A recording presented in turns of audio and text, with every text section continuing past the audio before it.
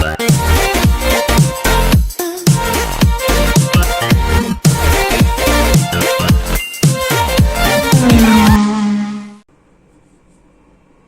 Friends, आज की video का टॉपिक यह है कि प्रतिदिन मात्र 4 घंटे पढ़ के हम लोग बैंक पीओ को क्रैक कैसे करें। ओके, ठीक। बैंक पीओ को क्रैक करने के लिए ध्यान से सुनना मेरी बात। बैंक पीओ को क्रैक करने के लिए 2 टीचर्स की आवश्यकता है। Only 2 teachers you need. पहला टीचर, जो फर्स्ट टीचर है, वो आप खुद हो। पहला टीचर, फर्स्ट टीचर जो आपका है, वो आप खुद हो। जब आपके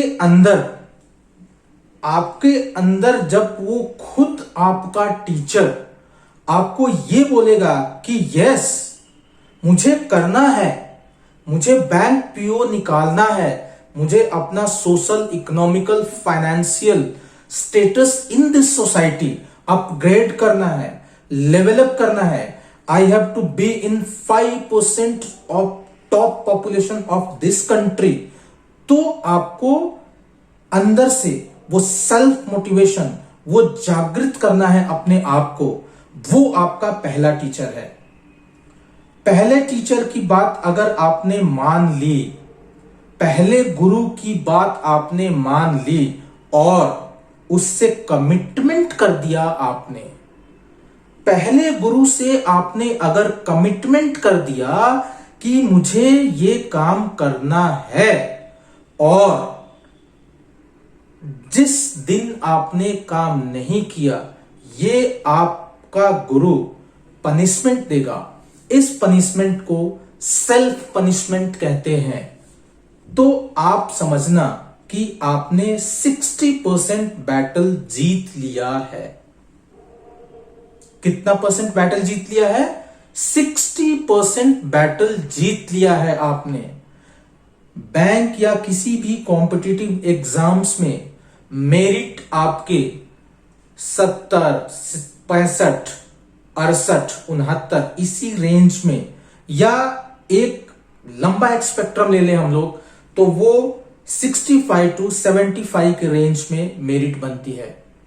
मेरा खुद का एक्सपीरियंस 15 साल as a banker, 15 years I worked as a banker and still working, ये है कि अगर आपने पहले गुरु की बात मान ली, अपनी बात मान ली, अपने अंतर आत्मा की बात मान ली, और अपने आप को संकल्प ले लिया, दृढ़ संकल्प ले लिया कि मुझे ये काम करना है विदाउट फेल, तो आपने 60% बैटल जीत लिया है। ठीक है। रही बात दूसरे गुरु की। आपका दूसरा गुरु कौन है? दूसरा गुरु आपका है एक्सटर्नल फैक्टर्स। पहला गुरु इंटरनल फैक्टर, खुद आपके अंदर का जमीर, आपके अंदर का दृढ़ निश्चय, आपके अंदर का सेल्फ बर्निंग, सेल्फ मोटिवेशन, जो दृढ़ता पूर्वक निश्चय कर चुका है कि मुझे करना है, कंसिस्टेंसी रखनी है, रेगुलर करना है, यह है पहला गुरु। दूसरे गुरु होते हैं आपके एक्सटर्नल फैक्टर्स। आपकी कंपनी कैसी है, आप किन लोगों के साथ बैठते हो, क्या डिस्कस करते हो, आप अपने दिमाग को क्या खुराक देते हो, क्या अपना पूरा टाइम जो बचा हुआ है वो बाहर की बातों में डिस्कस करते हो, या इसी से रिलेटेड बात डिस्कस करते हो। आज मैंने ये किया तो ऐसी गलती निकली, आज ये किया तो इसको कैसे क्लैरिफाई करें, आज ये क्या, उस पे आप चिंतन करते हो। चिंता मत करना, चिंतन करते हो। अगर आप उसको चिंतन करते हो, एनालिसिस करते हो, तो ये आपका दूसरा गुरु बनेगा, और रही सही कसर हम जैसे लोग पूरी कर देंगे। तो आपको बिल्कुल घबराने की जरूरत नहीं है, मोटी मोटी फीस देके बड़े बड़े कोचिंग सेंटर्स में जाने की जरूरत नहीं है। आप अपना काम खुद कर सकते हैं, लेकिन इन दो गुरुओं की बात आपको माननी पड़ेगी। इंटरनल फैक्टर और एक्सटर्नल फैक्टर। इंटरनल फैक्टर सबसे ज्यादा इंपॉर्टेंट है। आपको अपनी लाइफ में क्या करना है, आपको अपनी लाइफ को अपग्रेड करना है, आपको अपना सोशल स्टेटस बिल्टअप करना है, आपको अपना फाइनेंशियल स्टेटस बिल्टअप करना है, तो सबसे पहले अपने आप को अंदर से जगाना पड़ेगा। Consistency is the key. Continuous काम करना पड़ेगा, नहीं तो कोई भी ख्वाब, कोई भी सपना सपना रहेगा। बैंक पीओ की बात छोड़ दीजिए।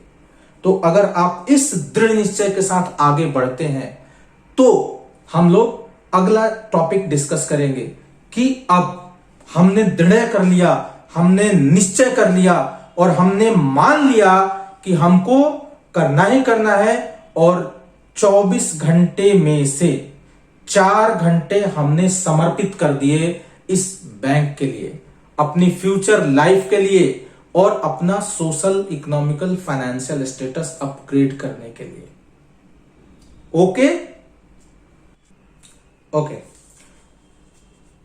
तो हमने दो गुरुओं की बात करी, दो फैक्टर्स की बात करी हमने, एक्सटर्नल फैक्टर और इंटरनल फैक्टर।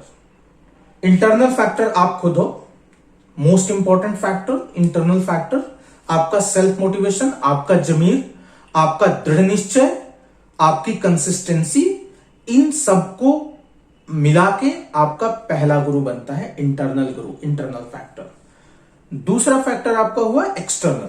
एक्सटर्नल फैक्टर में आपको ऐसे लोगों से जुड़ना है, ऐसी चीजों से जुड़ना है जो सिर्फ और सिर्फ यही बात करें, बैंक पीओ की बात करें, कंपटीशन क्रैक करने की बात करें। आप अपने साथ में ऐसे 2-4 दोस्तों को ले सकते हैं, उनका एक छोटा सर्कल बना सकते हैं, उनका एक ग्रुप बना सकते हैं।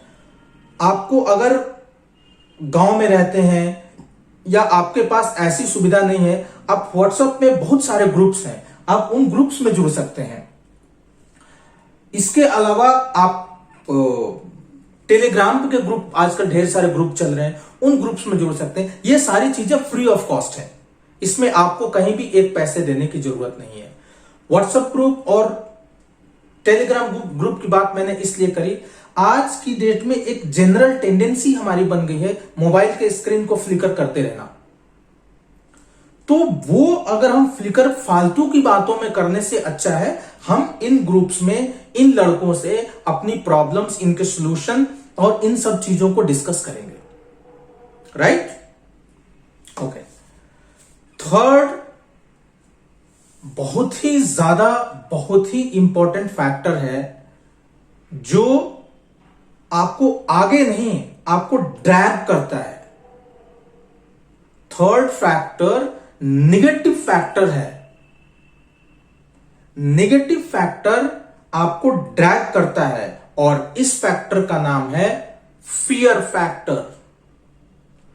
फियर फैक्टर ऐसी चीज है, फियर फैक्टर आपको आगे बढ़ने से रोकता है, आपकी सोच पे पाबंदी लगा देता है, आपके अंदर डर पैदा कर देता है, आपके अंदर फियर पैदा कर देता है। अरे मैं तो इस इन्वायरमेंट से हूं, मैं तो गांव से हूं, मैं तो इस माहौल में अपब्रिंगिंग मेरी हुई है, मुझे ये नहीं आता, मुझे वो नहीं आता। देश भर के लड़के कंपटीशन में बैठते हैं, पढ़े लिखे लड़के बैठते हैं, कोचिंग किए हुए लड़के बैठते हैं, उनकी तुलना में मेरी क्या औकात है? मैं कहां सस्टेन कर पाऊंगा उन सबको? इतनी फर्राटेदार अंग्रेजी बोलते हैं, इतना ये सब बोलते हैं। ये फियर फैक्टर आपके जितनी अंदर आपकी क्वालिटी है उस पे ड्रैग लगाता है, लैग बिहाइंड करेगा, आपको खींचेगा पीछे की तरफ से और आपके सोच पे पाबंदी लगा देगा, आपको बड़ा सोचने ही नहीं देगा, आपको बड़ा सोचने ही नहीं देगा। आप बढ़ना चाहेंगे, आप अपने इंटरनल गुरु की बात मानेंगे, आप अपने एक्सटर्नल गुरुज की बात मानेंगे, लेकिन यह फियर फैक्टर आपके इंटरनल और एक्सटर्नल फैक्टर्स को ड्रैग करने की कोशिश करेगा। इस फियर फैक्टर को हटाने के लिए बेस्ट तरीका मैं आपको बताता हूं। 3 काम करें फियर फैक्टर को हटाने के लिए। 3 काम। पहला,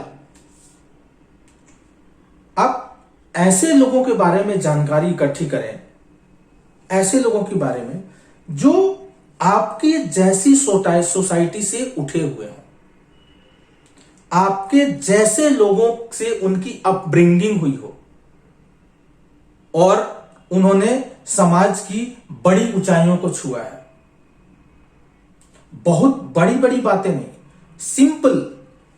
आपके समाज में तमाम ऐसे तरह के लोग मिल जाएंगे जिनके घर में वही हालात, वही परिस्थितियां थी, वही प्रॉब्लम्स थे जो आप फेस कर रहे हैं, लेकिन इन सब के बावजूद उन लोगों ने अपने इस फियर फैक्टर को किल किया और अपने 2 फैक्टर्स की बात मान के वो आगे बढ़े, internal factor and external factor. तो आपको फियर फैक्टर को किल करना है। ये आपको ड्रैग करता है, ये आपको पीछे करता है, ये आपको आगे बढ़ने नहीं देगा। Kill the fear factor. इसका सबसे बड़ा एग्जांपल मैं खुद हूं। मैं आपको एग्जांपल देता हूं इसका।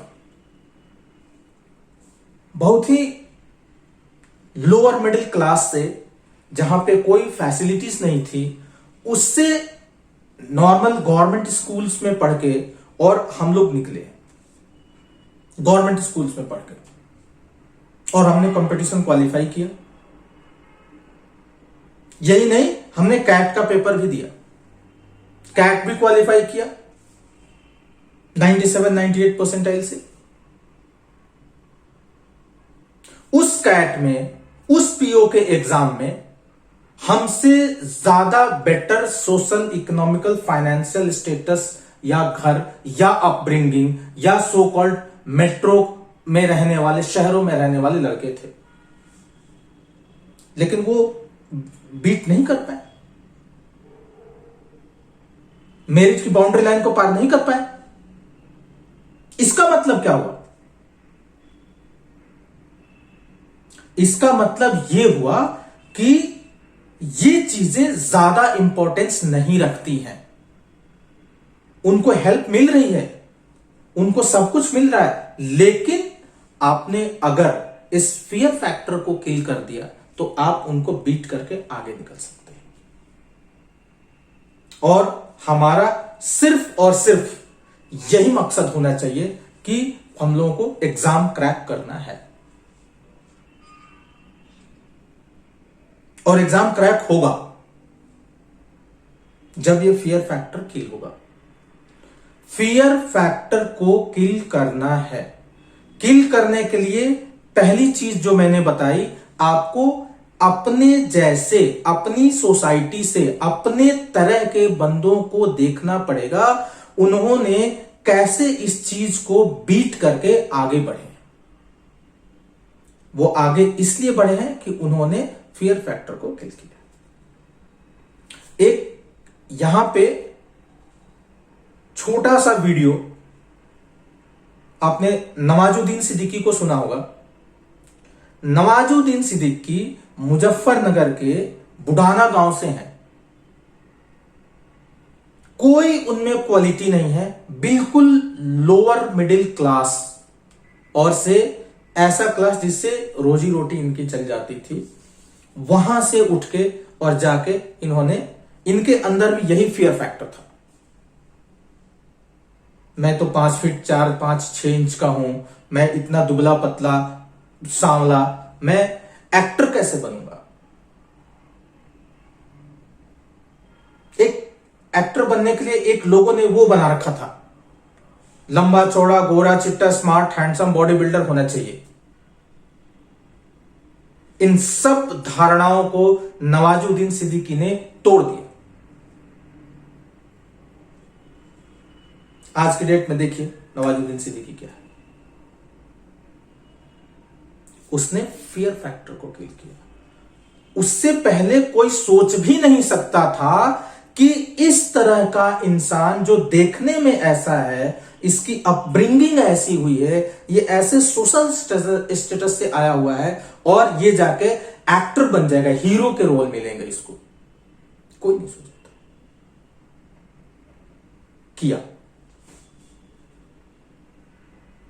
इसी तरह आप सोचते हैं कि नहीं, मैं तो मुझे ये नहीं आता, मुझे इंग्लिश नहीं आती, मुझे मैथ नहीं आता, मुझे रीजनिंग नहीं आती। गलत, गलत। बैंक पीओ की तैयारी करने के लिए बहुत ज्यादा मेरिटोरियस होने की जरूरत नहीं है, बहुत ज्यादा नॉलेजेबल होने की जरूरत नहीं है। इसके लिए एनालिटिकल माइंड, शार्प ब्रेन, और दूसरे शब्दों में कहें तो आपको अपनी ब्रेन शार्प करने की जरूरत है।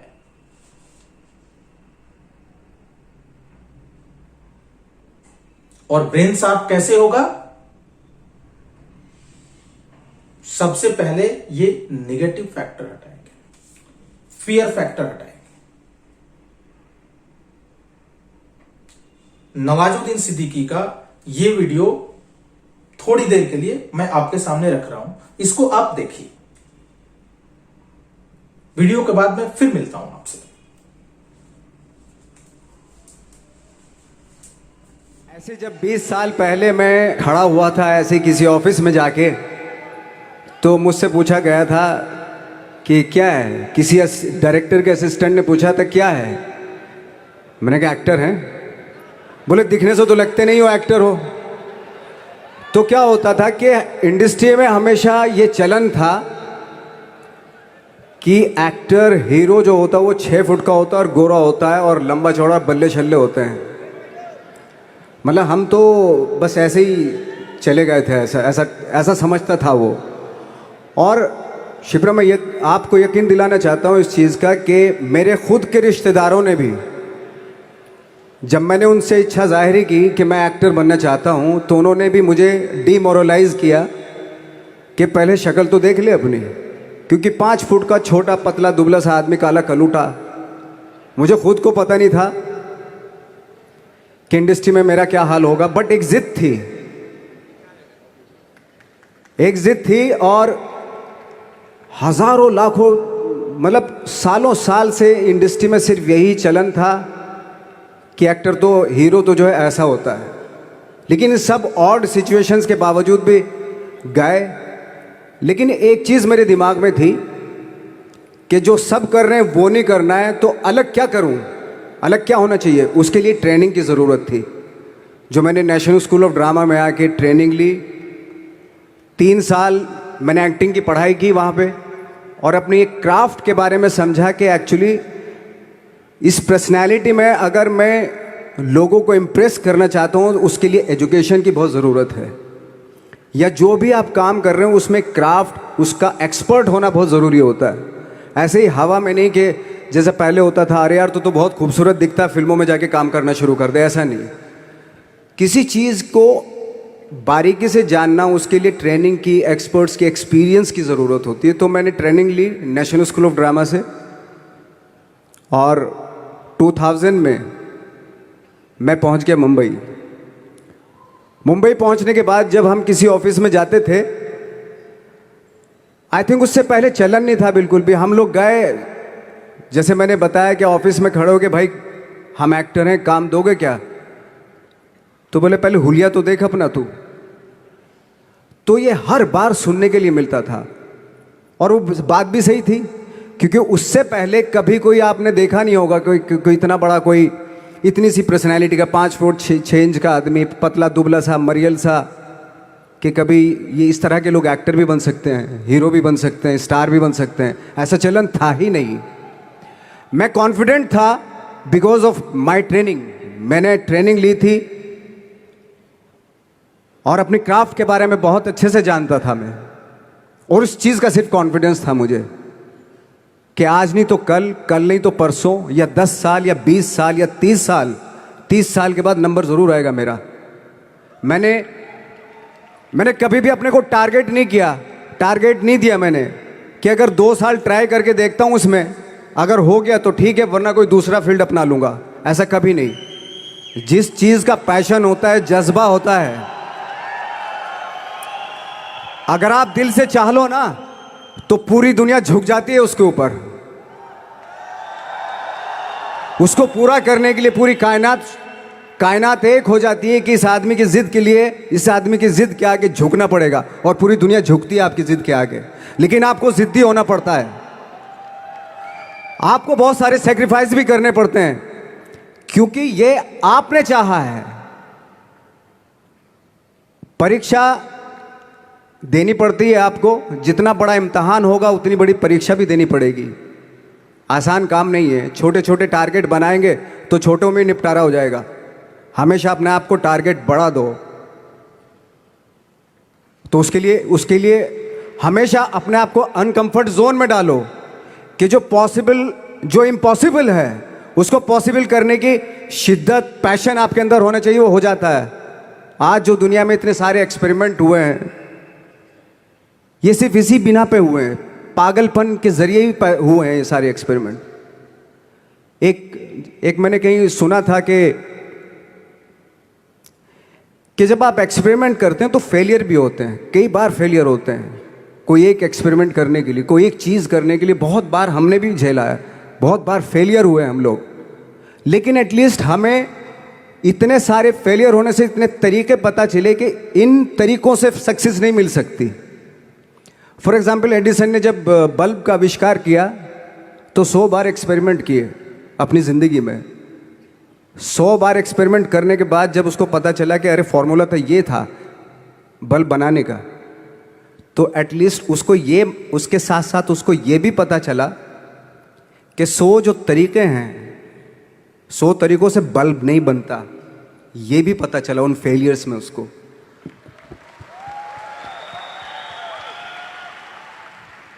जब हम लोग मुंबई आए तो हमें मालूम था हमारे पास पर्सनैलिटी नहीं है, हमारे पास बैक नहीं है, या हमारे फादर, दादा, परदादा तो फिल्म इंडस्ट्री में है नहीं, हम ही हैं।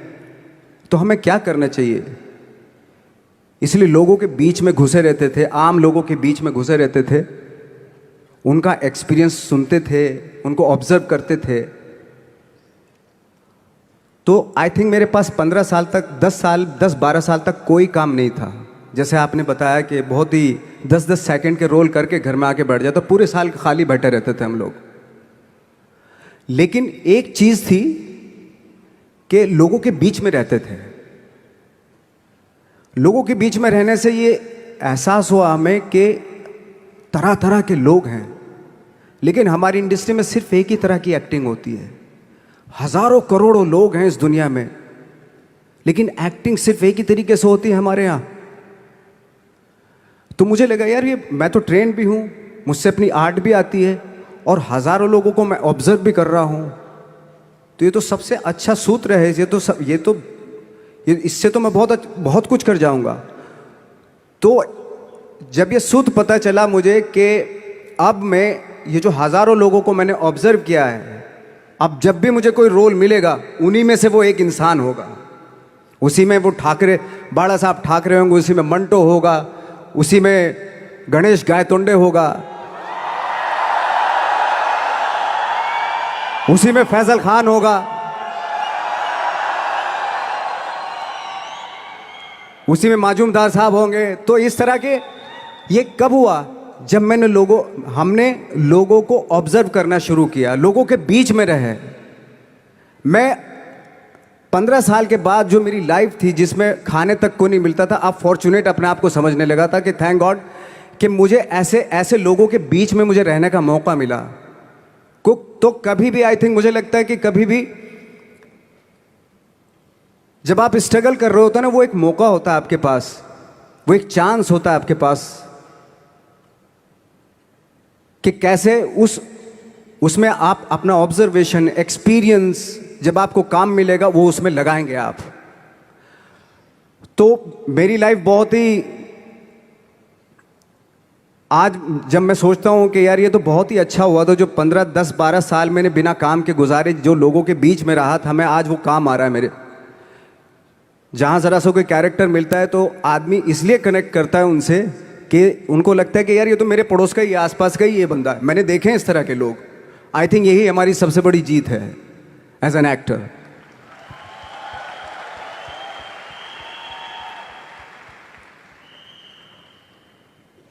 ऑफ कोर्स स्ट्रगल में बहुत सारी चीज़ें सेक्रीफाइस करनी पड़ती हैं, क्योंकि खुजली आपको हुई है, आप ही को मिटानी पड़ेगी।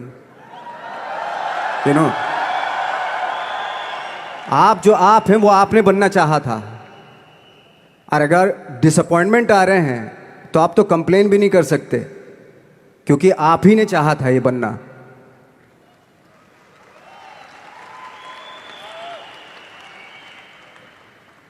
तो बस यही था कि 10-12 साल तक मैंने सोचा था, 10-12 साल जब स्ट्रगल हो गए तो मेरे बहुत ज़्यादा वो भी हुआ कि यार छोड़ के चले जाते हैं, कुछ काम मिल नहीं रहा है, क्या हो रहा है कुछ पता नहीं, आई डोंट नो मिल पाएगा या नहीं मिल पाएगा।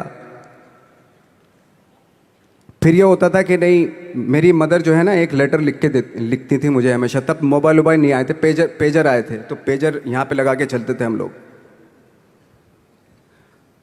जब उनको मालूम हो जाता था कि भाई बंदा जो है ना थोड़ा सा फ्रस्ट्रेशन में है, डिप्रेशन में है क्योंकि काम नहीं मिल रहा, तो मेरी माँ मुझे एक लेटर लिखती थी। उस पर लिखती थी कि लिखने के बाद एक लास्ट में लिखती थी कि 12 साल में कचरे के दिन भी बदलते हैं, तू तो इंसान है, तेरा दिन भी बदलेगा।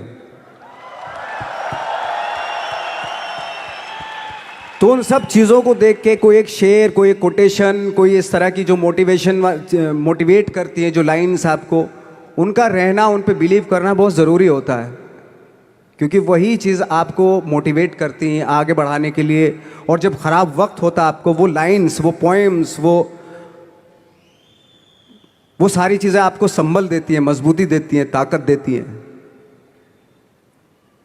और मैं जिस गांव से आया था, डिस्ट्रिक्ट मुजफ्फरनगर के एक छोटा सा गांव था बुढ़ाना। जब हमने शुरुआत की थी वहाँ पे, जब मैं था वहाँ पे लाइट भी नहीं थी। 1 घंटे के लिए रात में कभी आ गई, या 1 महीने के बाद हल्का सा मुंह दिखा के चली गई। इस तरह की लाइट इस तरह होती थी। वही लैंप में पढ़ना स्टार्ट किया, लैंप। तो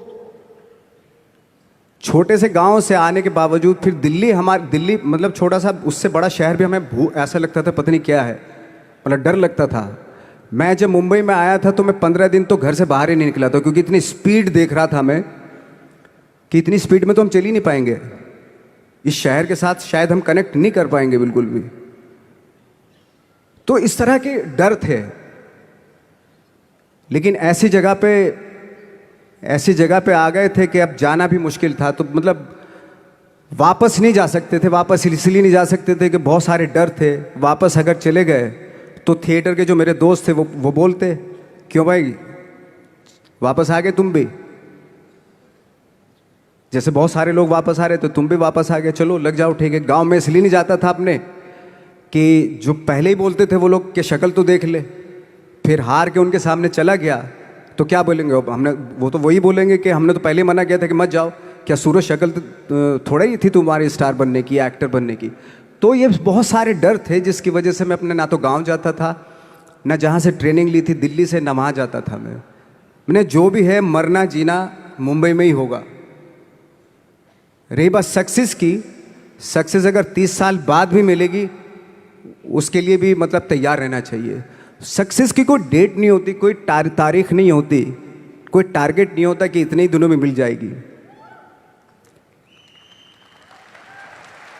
इंसान का काम होता है, आई थिंक मुझे लगता है कि मेरे हिसाब से मुझे लगता है कि लाइफ ना हमेशा अपने आप को लाइफ में पुश करते रहो, और पैशन के साथ जिस भी आप काम में हो, जो भी आप काम कर रहे हैं उसमें पैशन के साथ लगे रहना बहुत ज़रूरी होता है। क्योंकि पैशन से क्या होता है, जिस भी आप फील्ड में होते हैं उसकी डिटेलिंग्स मिलनी शुरू होती है। जैसे जब आप समंदर में देखते हैं, समंदर की जब गोता मारते हैं, नीचे जाते हैं तो आपको एक धीरे धीरे बहुत कुछ दिखाई देना शुरू। ऐसे ही आपका भी फील्ड है, कोई भी हर फील्ड ऐसा ही होता है, उसमें असीम संभावनाएं होती हैं, इतनी पॉसिबिलिटीज होती हैं कि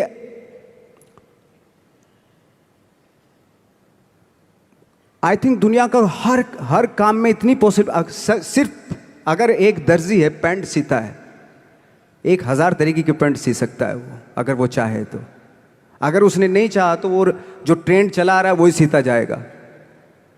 लेकिन अगर उसने चाह लिया कि मैं ऐसा कुछ करता हूं, तो 1000 तरीके की पैंट उसी में 1000 तरीके की सी देगा वो पैंट। ऐसे हर फील्ड में पॉसिबिलिटीज बहुत होती हैं और एक परफेक्शन होता है। फॉर एग्जाम्पल, जैसे हम लोगों ने ट्रेनिंग इसलिए ली कि परफेक्शन आ जाए अपने काम में।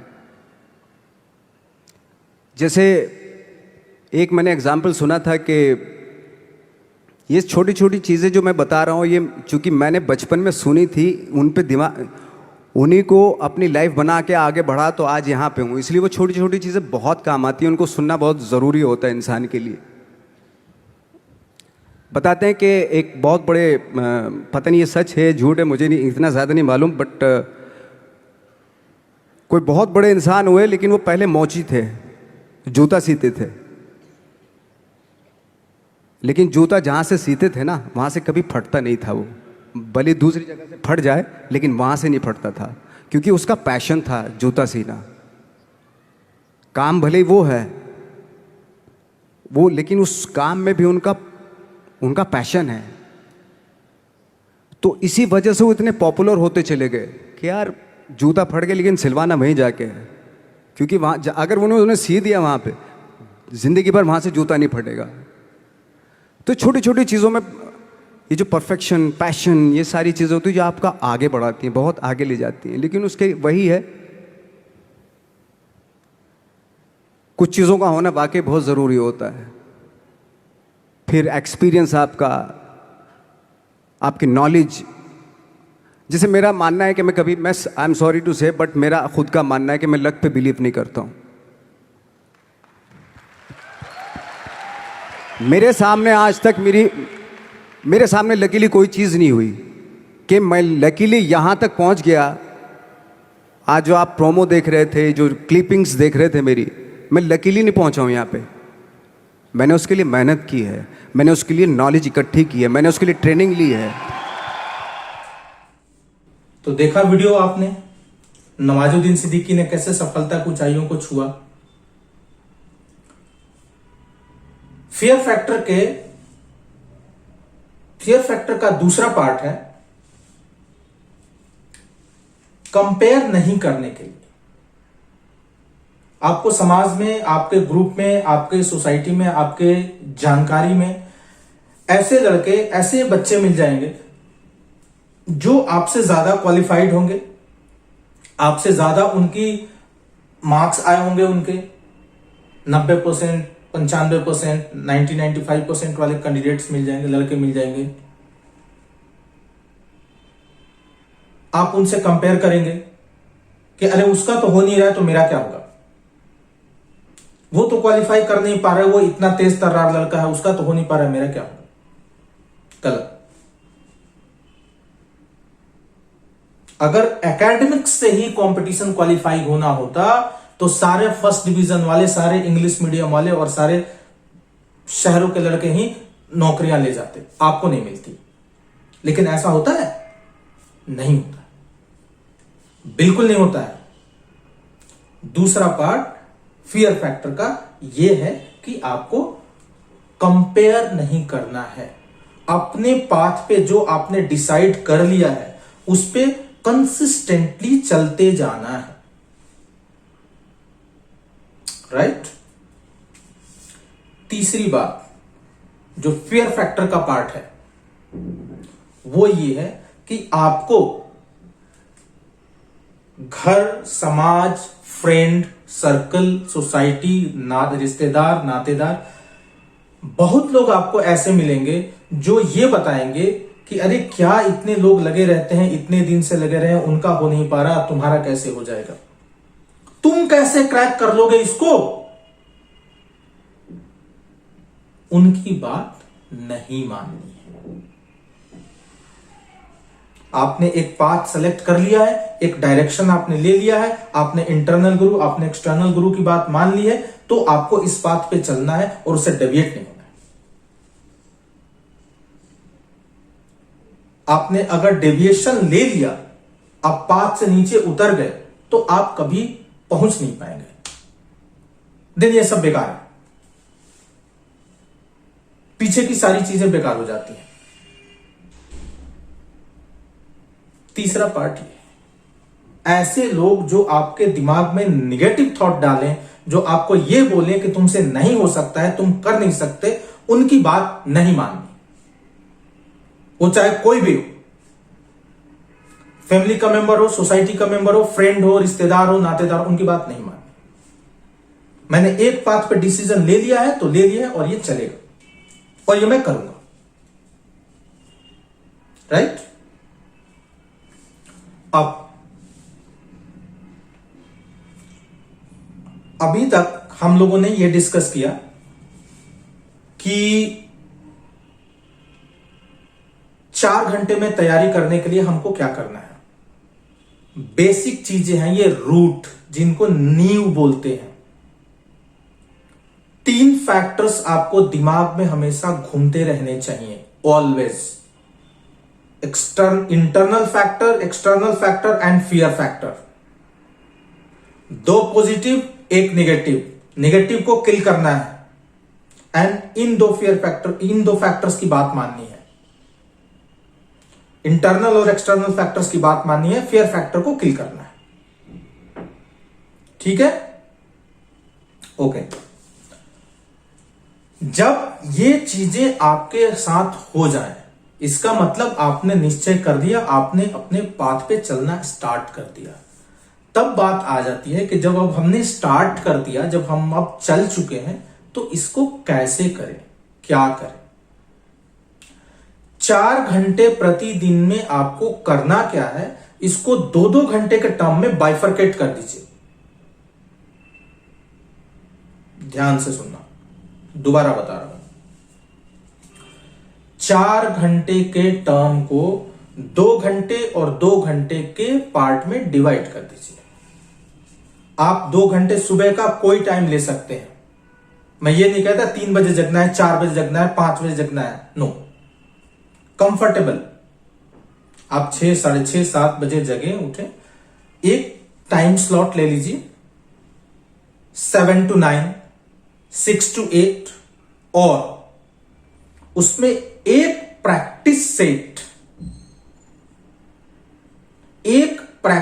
सेट करना है।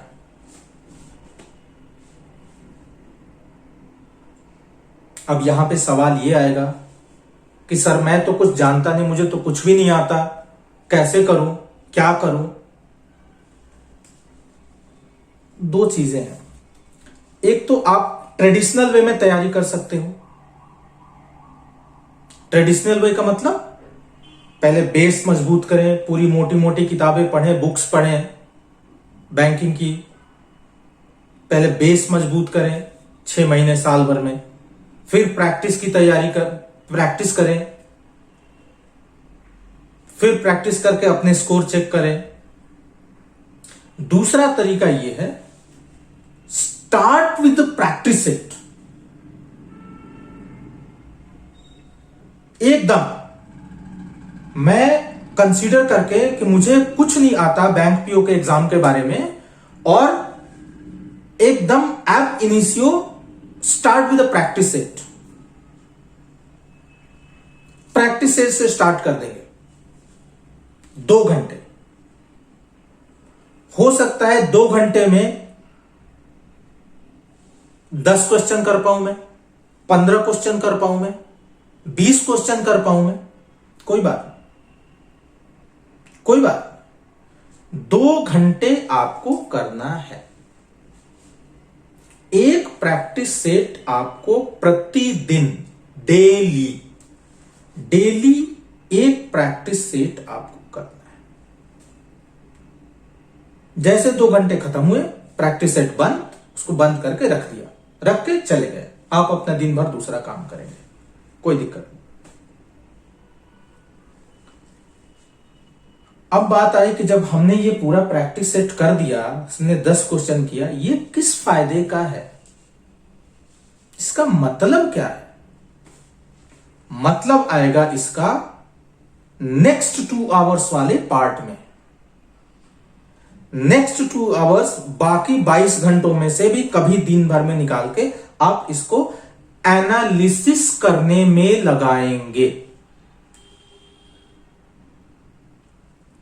हमने अगर 20 क्वेश्चन किए इन 2 आवर्स इन 120 मिनट्स, तो उस 20 क्वेश्चन को हमने कितना करेक्ट किया, और करेक्ट किया तो इसमें कितना टाइम लगा, इसका एनालिसिस हम लोग नेक्स्ट 2 आवर्स में करेंगे।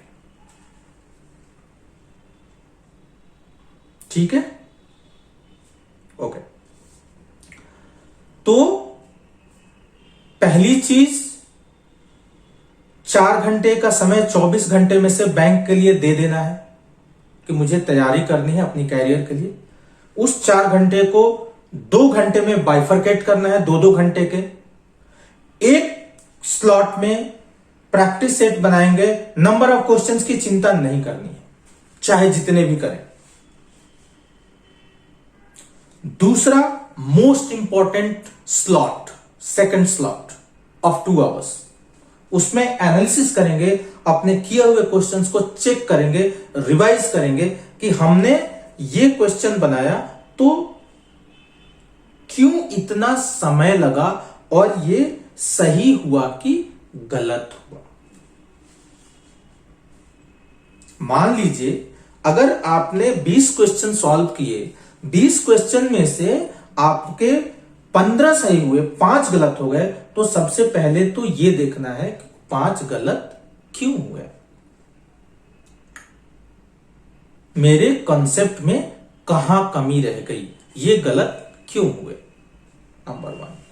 नंबर 2, ये 20 क्वेश्चन अगर हमने किए तो इस 20 क्वेश्चन में मुझे इतना ज्यादा टाइम क्यों लगा। ठीक है, तो इस पार्ट 1 वीडियो में हमने ये डिस्कस किया कि 2 गुरुओं की बात माननी है, एक फियर फैक्टर को किल करना है, और 4 घंटे की जो स्ट्रेटजी बनानी है पर डे की, वो कैसे करनी है। नेक्स्ट पार्ट में हम लोग ये बताएंगे कि इन 4 घंटे का एग्जीक्यूशन कैसे कैसे करें, और जो हमने ये 20 क्वेश्चन किया है इसको 100+ लेके कैसे जाए 2 आवर्स में। ठीक है, आज की डेट में IBPS जो एग्जाम कंडक्ट करा रहा है अक्टूबर, मिड अक्टूबर में, उसमें आपको 30 to 40 सेकेंड पर क्वेश्चन मिलेंगे, एंड सेगमेंटल टाइमिंग चेक है। हर सेगमेंट का अलग अलग टाइमिंग्स है। आप इस टाइमिंग में दूसरा सेगमेंट सॉल्व नहीं कर सकते, और उस टाइमिंग में वो सेगमेंट सॉल्व नहीं कर सकते। तो पार्टिकुलर सेट के लिए, पार्टिकुलर सेगमेंट के लिए पार्टिकुलर टाइम दी हुई है, और हर क्वेश्चन पे आपको 30 से 40 सेकंड्स का टाइम मिलता है। और हमारा टारगेट नेक्स्ट पार्ट 2 में रहेगा कि ये 30 to 40 सेकंड्स का टारगेट कैसे अचीव करें with minimum error and high accuracy. 20 से 120 कैसे जाएं, 20 से 150 क्वेश्चंस कैसे जाएं, ये हमारा टारगेट रहेगा। क्योंकि बैंक पीओ में 25.25 मार्क्स की निगेटिव मार्किंग भी है। तो आप जितना काम करेंगे ये निगेटिव फैक्टर की तरह ही है, ये आपका 0.25% मार्क कट कर देगा। नेक्स्ट वीडियो में हम लोग ये देखेंगे।